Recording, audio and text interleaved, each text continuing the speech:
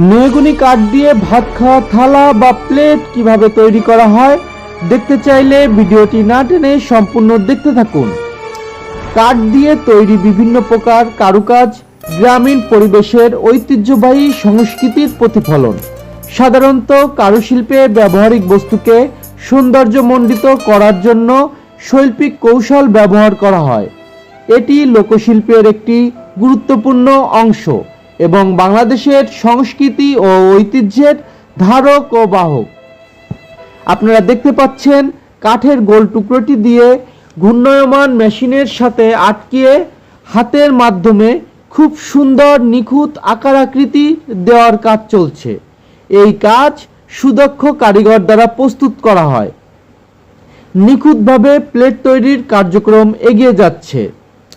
হালকা পাতলা নকশার আকৃতি দেওয়া হচ্ছে যেন প্লেটটি দেখতে খুব আকর্ষণীয় হয়। খুব সুন্দরভাবে শিরিষ কাগজ দ্বারা ফিনিশিং দেওয়া হচ্ছে। এরপর পালিশ করে উজ্জ্বলতা বৃদ্ধির পরেই তৈরি হয়ে যাবে কাঙ্ক্ষিত ভাত খাওয়া থালা বা প্লেট। হাতে তৈরি প্লেট বিভিন্ন প্রকার অনুষ্ঠানে এবং নতুন নতুন রেস্টুরেন্ট উদ্বোধনের কাজে এই ধরনের থালা ব্যবহার করা হয়। সবাইকে অসংখ্য ধন্যবাদ। মেহগনি কাঠ দিয়ে ভাত খাওয়া থালা বা প্লেট কিভাবে তৈরি করা হয় দেখতে চাইলে ভিডিওটি না টেনে সম্পূর্ণ দেখতে থাকুন। কাঠ দিয়ে তৈরি বিভিন্ন প্রকার কারুকাজ গ্রামীণ পরিবেশের ঐতিহ্যবাহী সংস্কৃতির প্রতিফলন। সাধারণত কারুশিল্পে ব্যবহারিক বস্তুকে সৌন্দর্যমণ্ডিত করার জন্য শৈল্পিক কৌশল ব্যবহার করা হয়। এটি লোকশিল্পের একটি গুরুত্বপূর্ণ অংশ এবং বাংলাদেশের সংস্কৃতি ও ঐতিহ্যের ধারক ও বাহক।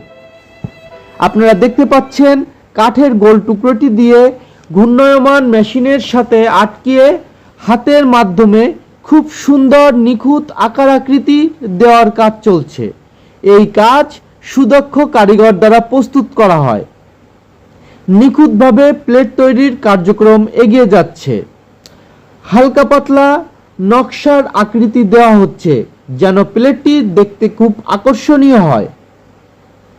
খুব সুন্দরভাবে শিরিষ কাগজ দ্বারা ফিনিশিং দেওয়া হচ্ছে। এরপর পালিশ করে উজ্জ্বলতা বৃদ্ধির পরেই তৈরি হয়ে যাবে কাঙ্ক্ষিত ভাত খাওয়া থালা বা প্লেট। হাতে তৈরি প্লেট বিভিন্ন প্রকার অনুষ্ঠানে এবং নতুন নতুন রেস্টুরেন্ট উদ্বোধনের কাজে এই ধরনের থালা ব্যবহার করা হয়। সবাইকে অসংখ্য ধন্যবাদ।